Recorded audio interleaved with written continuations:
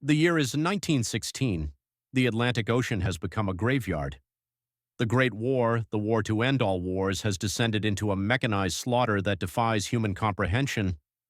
On the Western Front, men are being fed into the meat grinders of Verdun and the Somme, consumed by artillery, poison gas, and the relentless chatter of machine guns. It is a war of steel, of coal, of oil, and of industrial brutality. The romance of combat, if it ever truly existed, has been strangled by the cold logic of the dreadnought and the submarine.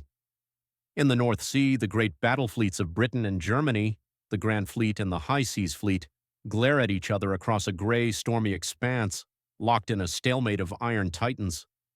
Beneath the waves, a new terror lurks, the U-boat. These silent assassins strike without warning, sending merchant ships to the bottom, choking the lifelines of the British Empire. Naval warfare has become faceless. It is a war of hydrophones, torpedoes, and rangefinders. But amidst this grim modernization of death, a ghost emerges from the mists of the past, a silhouette that belongs to a different century. A three-masted windjammer, her canvas billowing like white clouds against the brooding sky, her bow cutting through the swell with the grace of a swan.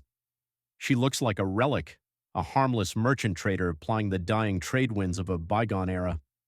To the lookout on a British cruiser, she is nothing more than a victim waiting to be claimed, a dinosaur stumbling through a battlefield of tanks. But appearances, as the Royal Navy is about to learn, are deadly deceiving. This is no ordinary merchantman. Hidden behind her collapsible steel bulwarks are hydraulic lifts capable of raising 105mm naval cannons in seconds. Concealed in her hold beneath a veneer of timber and innocence are machine guns, grenades, and a crew of hand-picked imperial sailors disguised as rough-hewn Norwegian seamen. She is the SMS Seeadler, the Sea Eagle.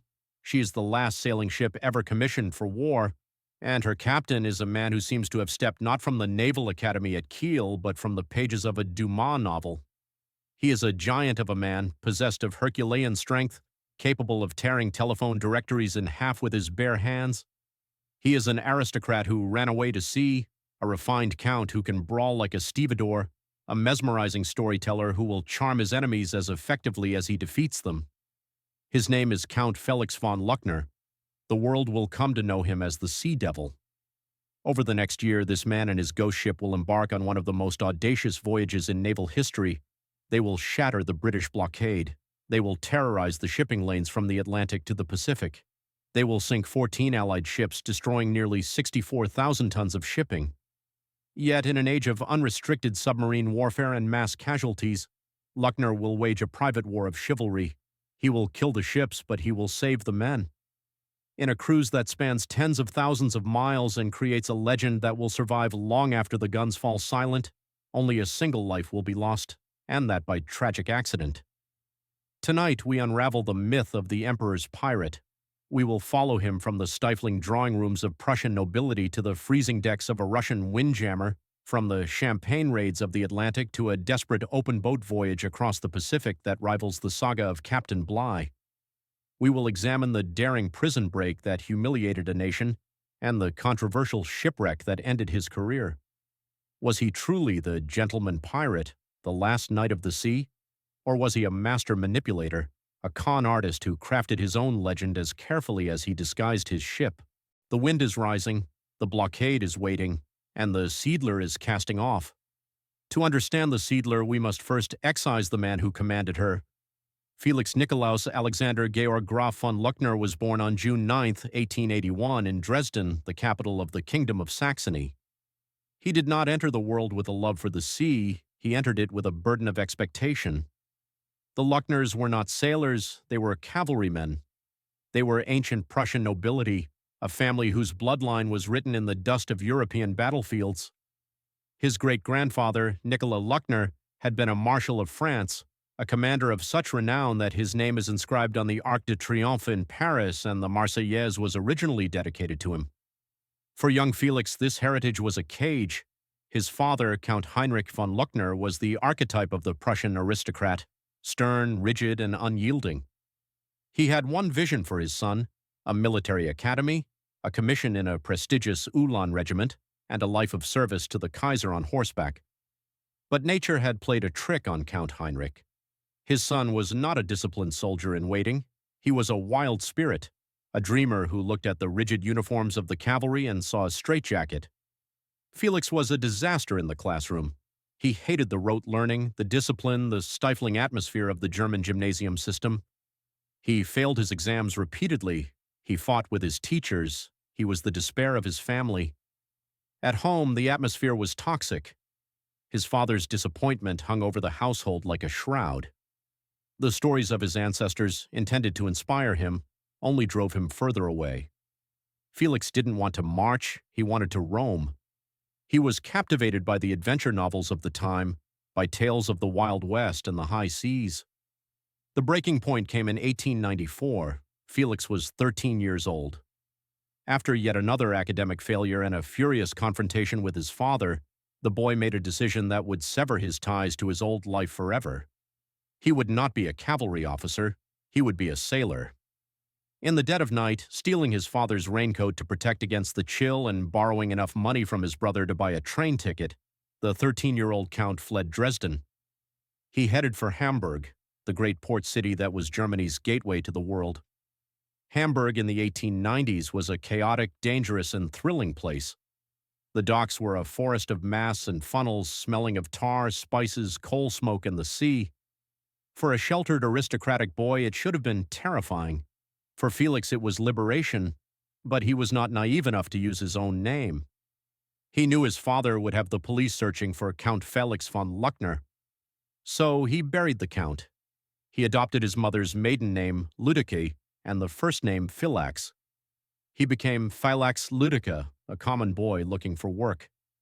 He found an old waterfront character named Peter Böhmer, a man who saw through the boy's disguise but admired his grit. Böhmer tried to talk sense into him, warning him that the sea was a cruel mistress, not the romantic playground of his books. But Felix was adamant. He would not go back. He would not return to his family until he could do so with honor, wearing the uniform of an officer of the Imperial Navy, earned not by birthright but by merit. Böhmer helped him find a berth. It was not on a gleaming naval cruiser but on the Niobe, a battered Russian sailing ship bound for Australia. The reality of life at sea hit Felix with the force of a sledgehammer. The Niobe was a floating purgatory. The crew was a rough assortment of international cast-offs who spoke little German. The food was a slurry of hardtack and salted meat, often crawling with maggots. The work was backbreaking, dangerous, and relentless.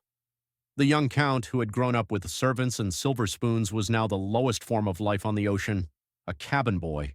He scrubbed latrines. He slopped the pigs that were kept in the hold for fresh meat. He was beaten by the officers for minor infractions. His hands, once soft, became calloused and scarred. But he did not quit. He learned to climb the rigging, to reef sails in a gale, to splice rope, and to endure.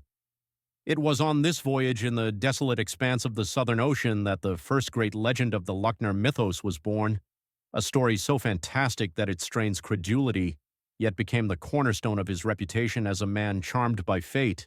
The Niobe was battling heavy seas.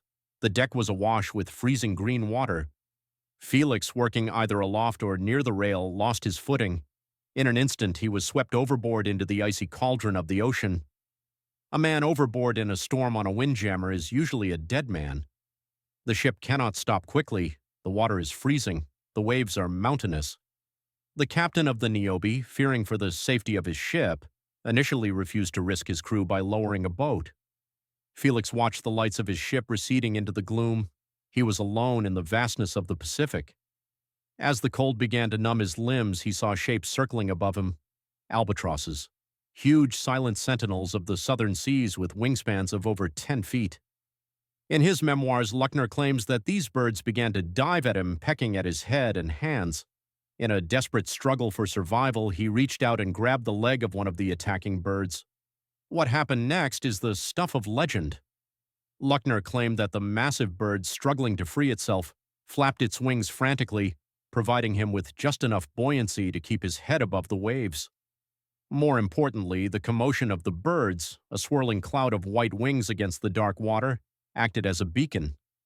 The chief mate of the Niobe, defying the captain's orders, had launched a lifeboat with a volunteer crew. They rowed toward the birds and found the boy clinging to life into an albatross. Is this story true? It reads like a scene from the Rime of the Ancient Mariner. Biographers have debated it for a century. Some dismiss it as the tall tale of a master raconteur. Others suggest that while the grabbing the leg detail might be an embellishment, the presence of the birds marking his position is plausible. True or not, the incident branded Felix with a sense of destiny. He had stared into the abyss and survived. He was the boy the ocean could not kill. He arrived in Fremantle, Australia, and promptly jumped ship. For the next 7 years, the Prussian Count vanished into the vastness of the world. He became a drifter, a jack of all trades. He worked as an assistant lighthouse keeper, staring out at the sea he loved. He hunted kangaroos in the outback. He boxed in fairground tents for money, using his immense physical strength to knock out challengers. He worked as a fakir's assistant in a circus. He laid railroad tracks. These were the University of Hard Knocks years. He learned languages, not the refined French of the court, but the rough English of the Liverpool stoker, the slang of the San Francisco waterfront. He learned how to read men, how to lead them, and how to charm them. He learned that authority on a ship wasn't just about the gold braid on your sleeve, it was about competence, strength, and charisma. By the time he returned to Germany in his 20s, he was no longer the soft boy who had fled Dresden. He was a man of the world, tough, scarred, and experienced. He re-entered the Imperial Navy, but this time not as a runaway, but as a seasoned mariner who had mastered the sea from the bilge up. He passed his exams, received his commission, and finally fulfilled the promise he had made to himself. He was an officer of the Kaiser. By late 1916, the naval war had settled into a suffocating stalemate. The British Royal Navy had established a blockade of iron around Germany. The High Seas Fleet, despite its strength, was bottled up in its ports, unable to break the British stranglehold. The German Admiralty was desperate. They needed to strike at the Allied supply lines in the Atlantic to disrupt the flow of food and munitions to Britain and France. They had tried using auxiliary cruisers, converted merchant steamships like the Moe and the Wolf. These surface raiders had achieved some spectacular successes, slipping through the blockade and sinking Allied shipping. But they had a fatal weakness: coal. A steamship is tethered to its fuel supply. To stay at sea, a raider had to capture enemy colliers or rendezvous with supply ships, a dangerous game when the Royal Navy controlled the oceans. The Admiralty needed a ship that could stay at sea for months without refueling. They needed a ship that was invisible, a ship that no British captain would suspect of being a warship. The solution they found was radical, almost absurd in the age of the dreadnought: a sailing ship. A windjammer did not need coal. It was driven by the free, inexhaustible energy of the wind. It could loiter in the shipping lanes for weeks, silent and patient. And in 1916, sailing ships were still common enough not to arouse immediate suspicion, yet obsolete enough to be ignored by the captains of modern warships. It was the perfect camouflage. The Navy found their vessel in the prize courts. She was the Pass of Balmaha, a beautiful three-masted clipper ship built in Glasgow in 1888. She had been an American-flagged vessel carrying cotton to Russia when she was captured by a German U-boat, U-36, in 1915 and brought into Cuxhaven. The Pass of Balmaha was a thoroughbred of the seas, 273 feet long with a steel hull and towering masts. The Germans rechristened her SMS Seeadler, His Majesty's ship Sea Eagle. But transforming a merchant ship into a warship required a magician's touch. The conversion was carried out in absolute secrecy. The Seeadler was fitted with an auxiliary diesel engine, a modest 900 horsepower plant hidden deep in the hull, intended only for maneuvering in calms or emergencies. Her primary power would remain her sails, but a raider needs teeth. The German engineers cut sections out of the ship's steel bulwarks behind the forecastle. In these gaps, they installed two 105mm naval guns mounted on hydraulic lifts. When the ship was in merchant mode, the guns were lowered below the deck, and the bulwarks were raised, rendering the weapons completely invisible from the outside. If a target was identified, a lever was pulled, the bulwarks dropped, and the guns rose, ready to fire in seconds. In addition to the main battery, the Seeadler was stocked with two heavy machine guns, hundreds of Mauser rifles, grenades, and enough explosives to scuttle dozens of ships. She carried a powerful wireless radio, capable of listening to Allied traffic and receiving orders from Berlin. But the most important equipment on board was not the weaponry, it was the props. Luckner knew that if he were stopped by the British blockade, firepower would not save him. A single hit from a cruiser's heavy guns would turn the Seeadler into a blazing pyre. His only defense was deception. He had to become the greatest actor in naval history. Luckner decided to disguise the Seeadler as a Norwegian timber carrier. Norway was neutral, and its ships were the primary carriers of timber to Britain. The disguise was meticulous, bordering on obsessive. The hull was painted in the drab colors common to Norwegian merchant ships. The ship's papers were forged with expert precision. The logbook was not only forged, but aged. Luckner soaked the pages in seawater and rubbed them with dirt to make them look like the record of a ship that had been at sea for years. Instruments on the bridge, barometers, thermometers, were replaced with ones bearing the stamps of British or Norwegian makers. Then came the crew. Luckner handpicked 6 officers and 57 men. But he didn't just choose them for their seamanship, he chose them for their linguistic skills. He needed men who could speak Norwegian, or at least Low German, which to a British ear sounded close enough. He drilled them relentlessly. They were forbidden from shaving. They let their hair grow long. They rubbed their hands with tar and dirt to hide the clean, disciplined look of imperial sailors. They learned to walk with the slouch of merchant seamen, not the snap of the Kaiser's navy. But Luckner's masterpiece of deception was a character he invented. He knew that captains of Norwegian merchant ships often took their wives to sea. To sell the illusion, he selected a young sailor named Schmidt, slender with delicate features and no beard. He provided Schmidt with a blonde wig and a dress. Schmidt's role was simple.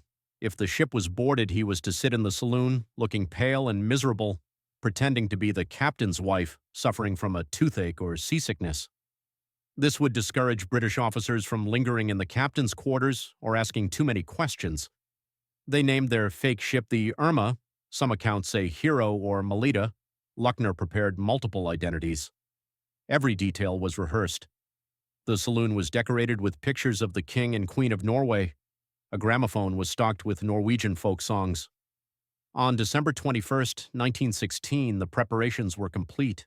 A massive storm was battering the North Sea, a hurricane-force gale that had sent most ships scurrying for port. Luckner saw his chance. The storm would blind the British blockade. The patrol ships would be struggling just to survive. Their lookouts would be blinded by spray and snow. Against the advice of his superiors who thought it was suicide, Luckner ordered the Seeadler to sail. They slipped out of the Weser River and into the teeth of the gale. The adventure had begun. The first few days were a nightmare of ice and wind. The Seeadler was hammered by the storm. Waves crashed over the bow, freezing the rigging into solid bars of ice. The crew, despite their training, were miserable, but the storm was their shield. They slipped past the inner ring of British patrols unseen, hidden by the fury of the elements. They rounded the northern tip of Scotland, heading for the Atlantic. They were tantalizingly close to freedom. The open ocean beckoned. Then, on Christmas Day, the weather cleared. The sun broke through the clouds, illuminating the gray swells. And there on the horizon was the silhouette every German sailor dreaded, a British warship. She was the HMS Highland Scott, an armed merchant cruiser, a passenger liner converted into a warship with heavy guns. She was fast, powerful, and lethal. The cruiser signaled the Seeadler, "Heave to, we are sending a boat." Luckner had no choice. If he ran, the cruiser would catch him in an hour. If he fought, he would be sunk in minutes. He had to play the role of his life. He ordered the auxiliary engine stopped. The sails were back to kill their momentum. The Seeadler wallowed in the swell, looking for all the world like a helpless lumbering merchantman. A boat was lowered from the Highland Scott carrying a boarding party, 2 officers and a squad of armed Marines. As the British officers climbed the rope ladder, Luckner met them at the rail. He was no longer Count von Luckner of the Imperial Navy. He was Captain Knudsen of the Norwegian Merchant Marine. He was chewing a plug of tobacco. His coat was stained. He smelled of rum, a scent he had carefully applied before they arrived.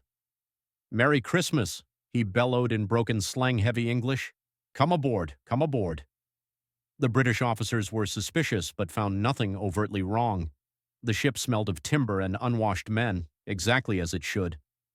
Luckner led them down to the saloon. Inside, the Norwegian atmosphere went to work.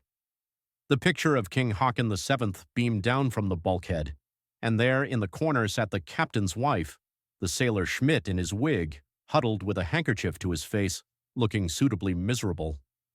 The British officers, being gentlemen, immediately lowered their voices. They didn't want to disturb the poor woman on Christmas Day. Luckner poured them drinks. He showed them the forged papers. He produced the water-soaked logbook, explaining that a rogue wave had flooded the bridge a week earlier. The British officers nodded sympathetically. It all checked out. They finished their drinks and prepared to leave. Luckner walked them to the rail. The inspection was over. They had survived. But then, disaster. As the British boat waited at the stern, the Seeadler, drifting in the swell, rose on a wave, exposing her stern and rudder. The British officer in the boat looked down and saw something that shouldn't have been there. A propeller. Sailing ships of that vintage rarely had engines. The papers Luckner had shown them didn't mention an engine. A propeller meant power. Power meant a potential raider. The officer looked up at Luckner. The tension on the deck was electric. Luckner's hand drifted toward the pocket where he kept a pistol. If the officer raised the alarm, the Seeadler would have to fight. "By Jove, Captain," the officer said. "You have a propeller? I didn't see that in your papers." Luckner didn't flinch. He let out a loud derisive laugh. "That thing," he spat. "That is not an engine. That is a tea kettle. It is supposed to help us in port, but it never works. Just like everything else on this cursed ship. We tried to use it in the storm, and it coughed twice and died. Would you like to go down to the bilges and look at the pile of junk? Maybe you can fix it for me." He invited the officer to inspect the broken engine, knowing full well that no officer in his right mind would want to crawl into a greasy, oily bilge in his dress uniform on Christmas Day. The officer hesitated. Then he smiled. "No, thank you, Captain. I believe you. Merry Christmas." The boat pulled away. The Highland Scot signaled, "Wish you a pleasant voyage," and steamed off into the west. On the deck of the Seeadler, the crew stood frozen, watching the cruiser disappear hull down over the horizon. When it was finally gone, the tension broke. They exploded in cheers. They danced on the deck. They had done the impossible. They had run the British blockade in a sailing ship.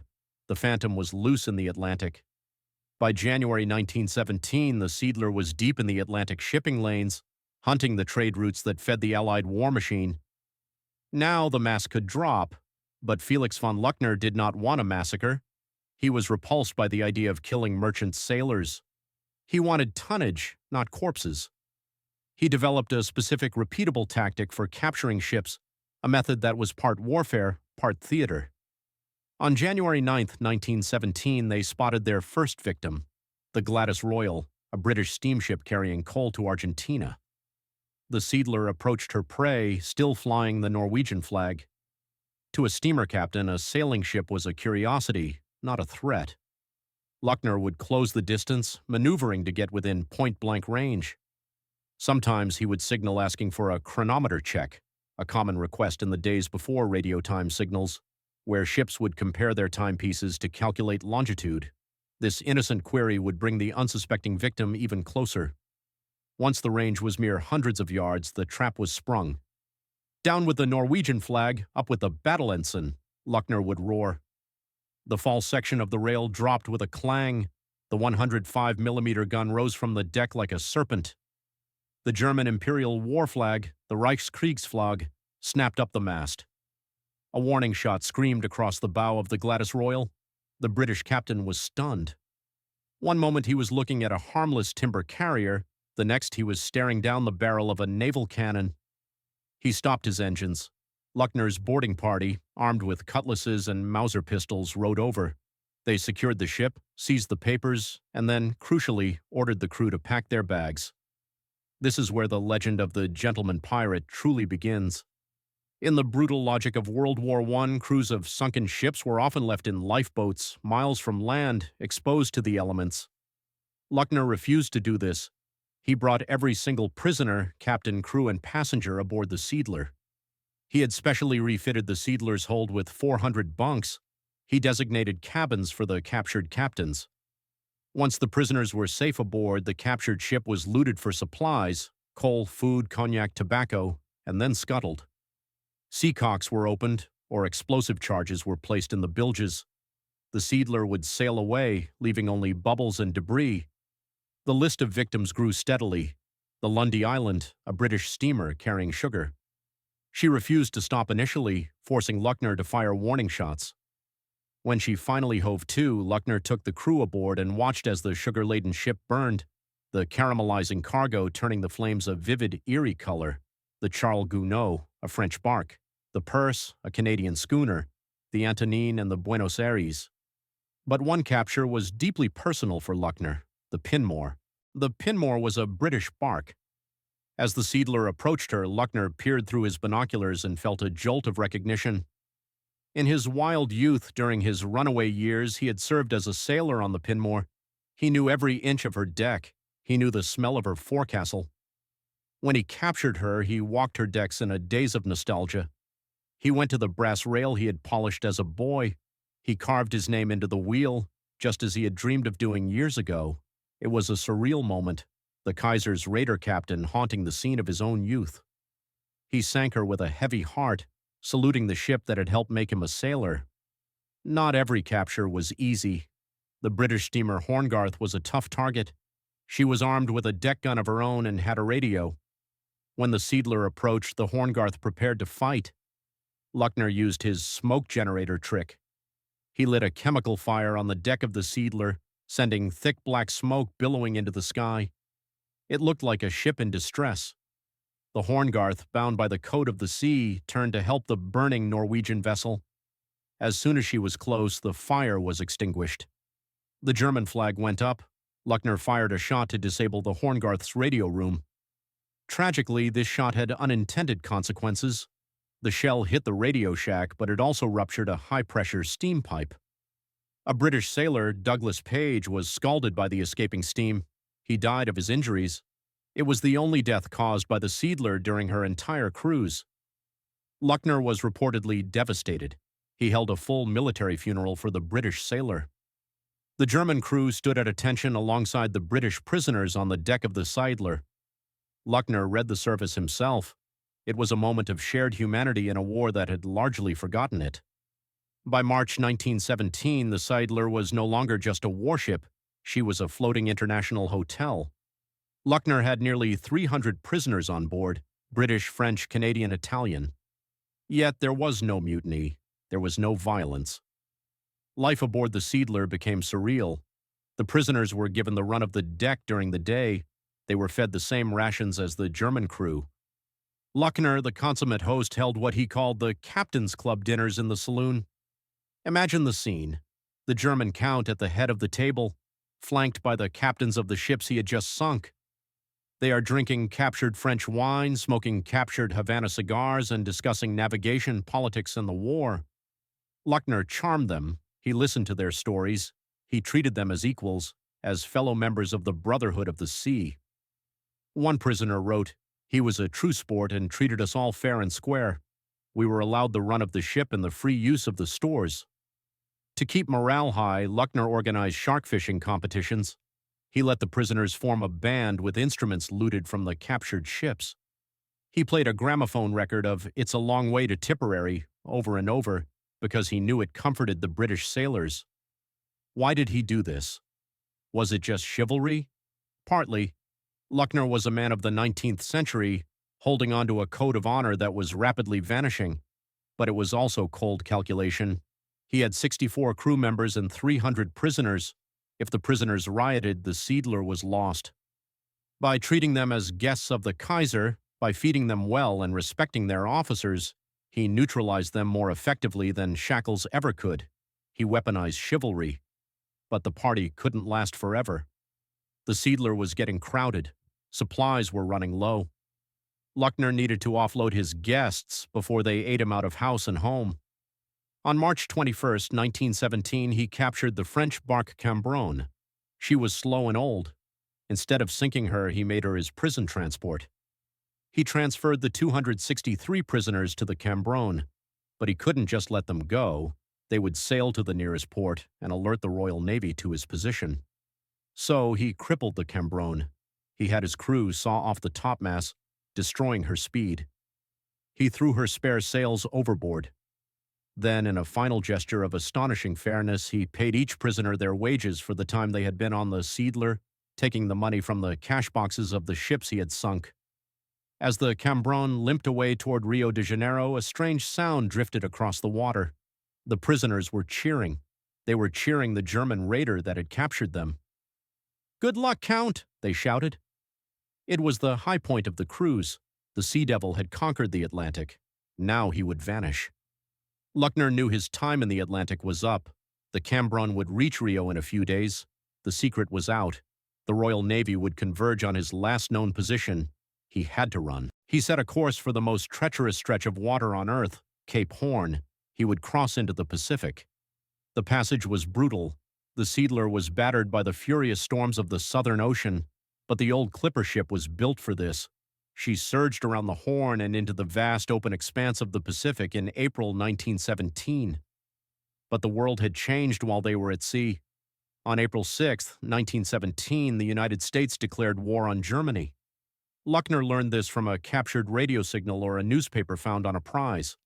Suddenly, the American ships he had been waving to were enemies. The neutrality of the Stars and Stripes was gone. He headed north toward the equator, hunting the trade routes between San Francisco and Australia. He sank 3 American schooners, the A.B. Johnson, the R.C. Slade, and the Manila. But the Seeadler was tired.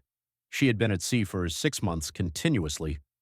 Her hull was fouled with barnacles and weed, slowing her speed significantly. Her water tanks were running dry, the crew was exhausted, and signs of scurvy and beriberi were appearing.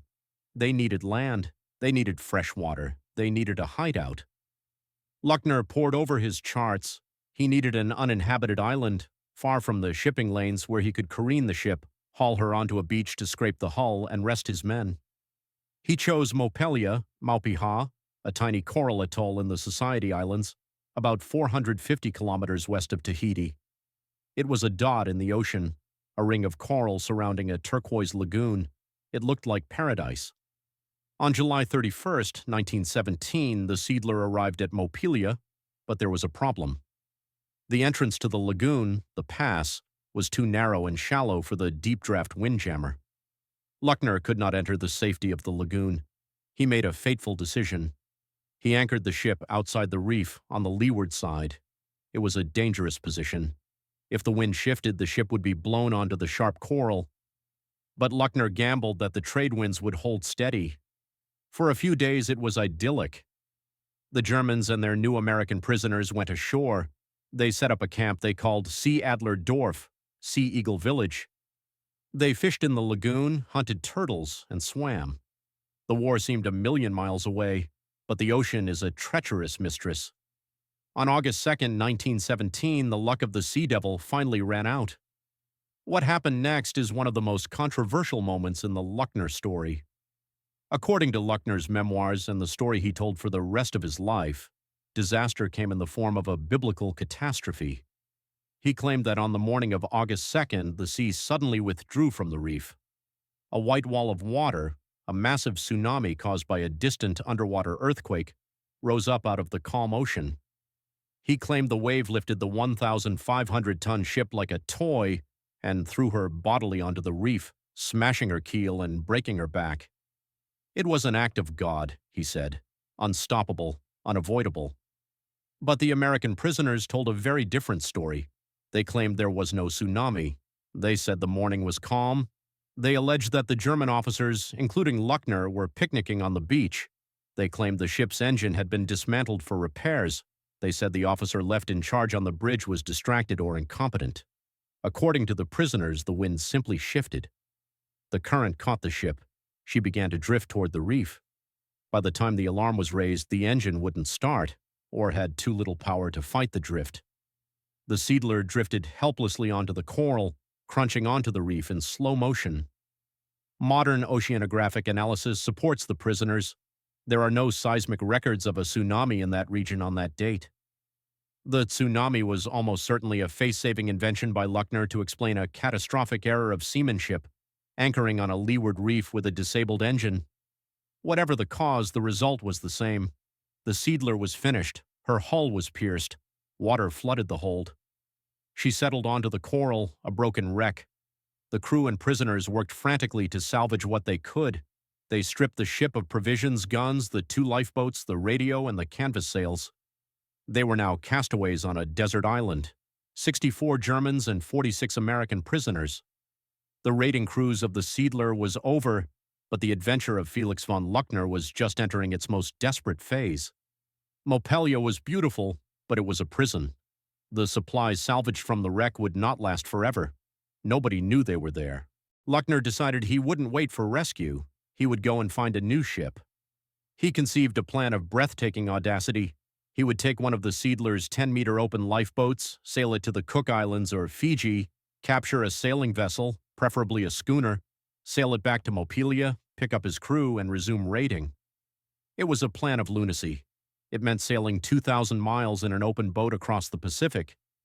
He selected 5 men to go with him: Lieutenant Karl Kirscheis, his navigator and loyal friend, Engineer Kraus, and 3 sailors. They rigged the lifeboat with a mast and sails. They named it the Kronprinzessin Cecilia, after the daughter-in-law of the Kaiser. They packed it with rifles, grenades, a machine gun hidden under canvas, and provisions, hardtack, water, and bananas. On August 23, 1917, they set sail. They left the rest of the crew under the command of Lieutenant Kling, with strict orders to wait for their return. The voyage of the Kronprinzessin Cecilia was a descent into hell. The Pacific sun beat down on them mercilessly. There was no shelter in the open boat. Their skin burned and blistered. Salt spray soaked their clothes, which dried into stiff, abrasive boards that rubbed their skin raw. They were constantly wet, cold at night, and roasting by day. To pass the time and maintain their cover, they rehearsed their new identity. They were Dutch-American sportsmen crossing the Pacific on a bet. Luckner called himself von Houten, taking the name from a popular brand of cocoa. They practiced speaking English with Dutch accents. They created a fake logbook detailing their sporting voyage. Scurvy began to loosen their teeth. Their legs swelled, but they sailed on. After days of suffering, they spotted land, Aitutaki and the Cook Islands. They sailed into the harbor flying a distress flag. The locals paddled out to meet them, but they were walking into a trap. The Cook Islands were a dominion of New Zealand. They were enemy territory. The resident agent of the island, a New Zealand official named Johnstone Dyer, was suspicious. Why were these Dutch Americans so well armed? Why did they have the bearing of military men? Why was their boat so heavy in the water? Luckner turned on the charm. He spun the tale of the wager made at a club in San Francisco. He claimed they were eccentric adventurers. He showed the forged papers. Dyer was wavering. A crowd of suspicious islanders gathered at the wharf. Some of the locals with sharp eyes noticed that the sportsman walked with a synchronized military gait. Luckner realized the situation was deteriorating. He needed supplies, and he needed to leave. He managed to bluff the resident agent into signing a document saying they had arrived there to prove the bet. He bought bananas and water. Sensing the mood turning hostile, Luckner ordered a quick departure. As they pushed off, the tension snapped. Luckner decided to drop the mask. He pulled the canvas off the machine gun. He called Dyer over or shouted to him from the boat, essentially delivering a chilling ultimatum. "We are leaving. We are armed. Do not try to stop us or there will be bloodshed." The resident agent, realizing he was facing a heavily armed German unit with only a few constables, let them go. The Kronprinzessin Cecilia slipped away just as the suspicion on the island was boiling over into violence. They had survived, but they hadn't found a ship to capture. They sailed on to Rarotonga, the capital of the Cooks. But in the darkness, Luckner saw a dark shape anchored in the harbor. He thought it was a cruiser. It was actually the merchant ship Talon. Fearing capture, he turned away and headed west toward Fiji. By September, they reached the Fijian island of Wakaya. They were at the end of their rope. They were starving, exhausted, and their boat was leaking badly. They landed on Wakaya and tried to rest. They told their Norwegian Dutch story to the locals, but the disguise was wearing thin. The suspicious locals alerted the police in the capital, Suva. On September 21, 1917, a small inter-island steamer, the Amra, approached Wakaya. Aboard was Sub-Inspector Hills of the Fijian police and a handful of officers. They were armed only with pistols. Luckner and his men were on their boat preparing to leave. They saw the Amra approaching. Luckner looked through his binoculars. This moment is the final twist in the open boat saga. Luckner had a machine gun, he had grenades. He could have blown the Amra and the police out of the water. The police had no heavy weapons. While the guards were distracted by the confusion, Luckner and his team cut the telephone wires to the mainland, severing the island's only link to the outside world. They sprinted for the jetty, they boarded the Pearl, they started the engine. As the guards realized what was happening, the Pearl roared into the darkness of the Hauraki Gulf. "I have had a glorious time," Luckner would later write. "You cannot blame me for walking out." The escape sent New Zealand into a panic. The Sea Devil was loose in their own backyard. The press went wild, the army mobilized, but the Pearl was just a motor launch. It couldn't cross the ocean. It didn't have the range. Luckner needed a real ship. He headed for the Coromandel Peninsula. On December 16th, off the Mercury Islands, he spotted two scows, the Rangi and the Moa. The Moa was a 90-ton timber scow, sturdy and seagoing. Luckner chased the Moa with the Pearl. He raised a homemade German flag, painted on a bedsheet. He stood on the bow of the motorboat, brandishing the stolen sword and a grenade. "Surrender! We are the German Navy!" he shouted. The captain of the Moa, William Bork, looked at this madman in a motorboat. He had no weapons. He surrendered. Luckner boarded the Moa. He dumped the cargo of sawn timber overboard to lighten the ship and gain speed. He transferred his men and supplies. He scuttled the Pearl. Now he was captain of the SMS Moa. He set a course for the Kermadec Islands, north of New Zealand. His plan, raid the provision depot there, then sail for South America. But the New Zealanders were not idle. The cable ship Iris was fitted with guns and sent in pursuit. The Rangi, which had escaped Luckner's attack, had raised the alarm. The chase was on. The Moa was slow, lumbering under makeshift sails. The Iris was a steamer. On December 21, 1917, at the Kermadec Islands, the Iris caught them. A shell fired across the bow of the Moa ended the second cruise of the Sea Devil. Luckner surrendered again. This time there were no handshakes. He was taken back to New Zealand, this time to the high-security prison on Arpapa Island in Lyttelton Harbour, a fortress known as the Alcatraz of New Zealand. He would not escape again. The war ended in November 1918. Luckner was repatriated to Germany in 1919. He returned to a broken country. The Kaiser had abdicated. The Navy had mutinied. The economy was in ruins. Germany was defeated and demoralized. But Luckner was a hero. He was the man who had defied the British Navy, who had run the blockade, who had escaped prison. And crucially, he had done it all with clean hands. He hadn't machine-gunned lifeboats. He hadn't gassed trenches. He represented a version of the war that Germans could still be proud of. He wrote a book, Sea Teufel, the Sea Devil, in 1921. It became a global bestseller. He toured the United States in the 1920s, giving lectures to packed halls. Americans loved him. They called him the Count.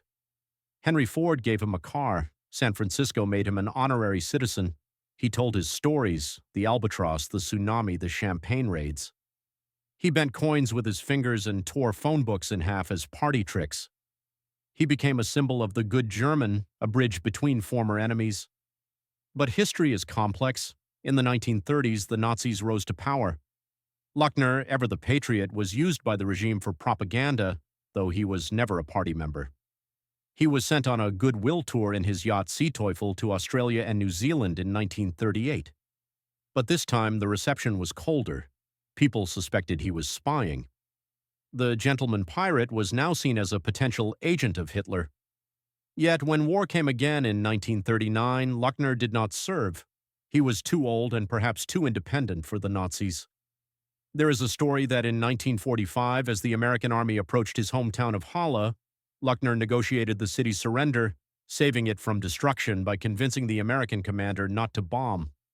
Felix von Luckner died in Sweden in 1966 at the age of 84. He was buried in Hamburg. What is his legacy? Was he a liar? Probably. He embellished the truth at every turn. The tsunami was likely a myth. The albatross? Maybe. Was he a pirate? By definition, yes. But in a war that introduced the world to the horrors of industrial slaughter, Felix von Luckner offered something else. He offered adventure. He offered a glimpse of a time when war could still be, in some twisted way, a sport. He was the last corsair, the last man to fight a war under sail, the sea devil.